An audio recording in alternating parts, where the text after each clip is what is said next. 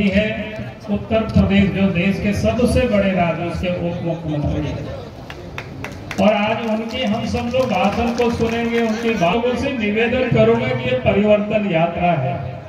परिवर्तन मतलब कि झारखंड में जो पिछले 5 वर्षों से जो लोग यहाँ लूट रहे हैं, यहाँ की बालू को लूट रहे हैं, कोयला को लूट रहे हैं, लोहा को लूट रहे हैं, जमीन को लूट रहे हैं, तो वैसे लुटेरी सरकार को बदलना है और झारखंड में भारतीय जनता पार्टी के नेतृत्व में सरकार बनानी है।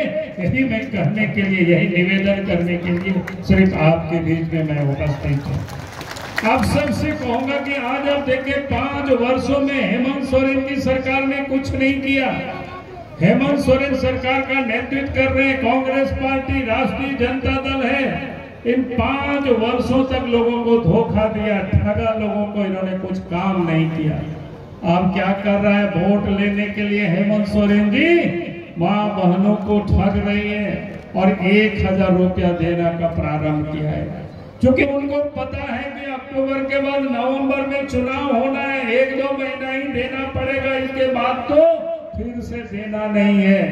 अब याद करिए पहले क्या हुआ, जब 2019 में हेमंत सोरेन ने कहा था कि हमारी सरकार बनेगी तो साल में गरीबों को 72,000 रुपया देंगे। किसी को मिला क्या? इन्होंने और क्या कहा था कि मां बहनों को चूल्हा खर्च के लिए महीना में 2000 रुपया देंगे। 2000 रुपया मां बहनों को मिला क्या चूल्हा खर्च? बता दो। उन्होंने नहीं दिया। हमने तो हेमंत सोरेन को रांची में कहा कि भाई 1000 क्यों दे रहे हो? 2000 आपने जो कहा था कि प्रत्येक महीना 2000 चूल्हा खर्च देंगे, तो 5 साल का जोड़ करके आप वो दे देते तो हम भी आपको माला पहना देंगे, लेकिन उन्होंने नहीं किया।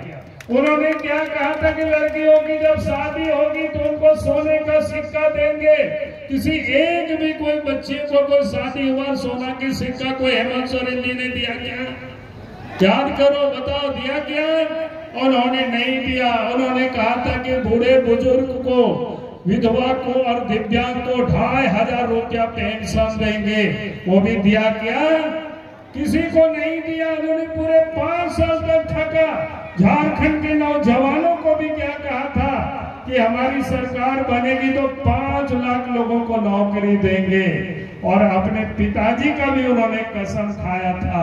जब पिताजी की कसम को वो उन्होंने तोड़ दिया, उन्होंने कहा था हम शिबू सोरेन के बेटा हैं, 5 लाख नौकरी नहीं देंगे तो फिर हम राजनीति से संन्यास ले लेंगे।